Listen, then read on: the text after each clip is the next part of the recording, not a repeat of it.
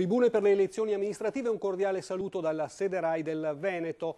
Il 6 e 7 giugno si voterà per il Parlamento europeo, ma in Veneto si voterà pure per rinnovare 5 amministrazioni provinciali e ben 368 amministrazioni comunali.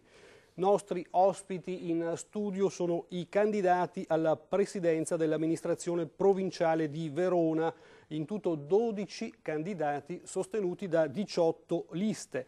Ricordiamo che alla guida dell'amministrazione uscente di centrodestra c'è Elio Mosele.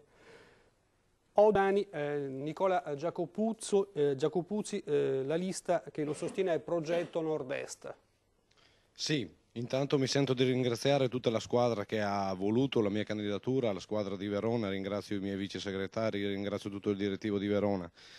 Dopodiché, Progetto Nord-Est è il partito fondato da Giorgio Panto e Mariangelo Foggiato nel 2005, che ha avuto un grande consenso nelle elezioni regionali del 2005, raggiungendo l'obiettivo di avere 2 consiglieri regionali presenti in Consiglio regionale.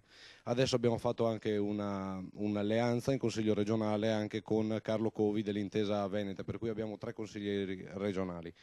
E Progetto Nord-Est si prefigge un unico obiettivo, che è quello di avere la Regione Veneto a statuto speciale, cioè aggiungere la parola Veneto nella Costituzione oltre le 5 regioni a statuto speciale che ci sono: Valle d'Aosta, Friuli Venezia Giulia, Trento Bolzano, Sicilia e Sardegna. Ecco, noi vogliamo solo ed esclusivamente questo. In 10 anni siamo in grado di riuscirci.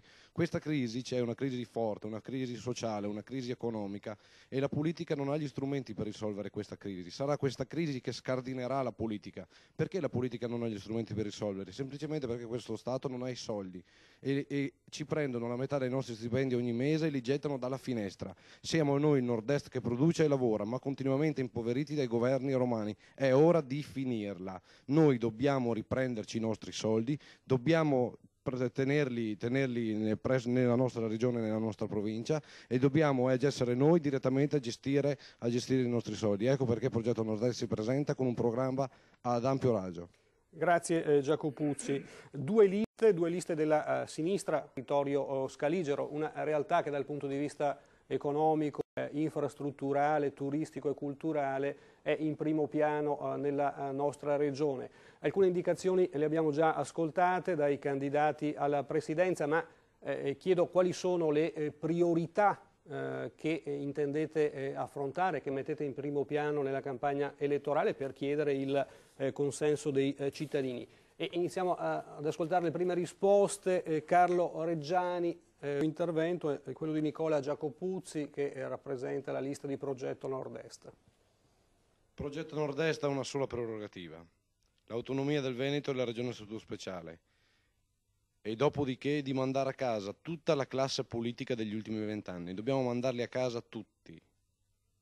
Dico tutti, e lo voglio ripetere, perché ci hanno imbrogliato da 20 anni a questa parte. Va sempre peggio, che sia la destra o la sinistra a governare, va sempre peggio. Per le famiglie italiane va sempre peggio.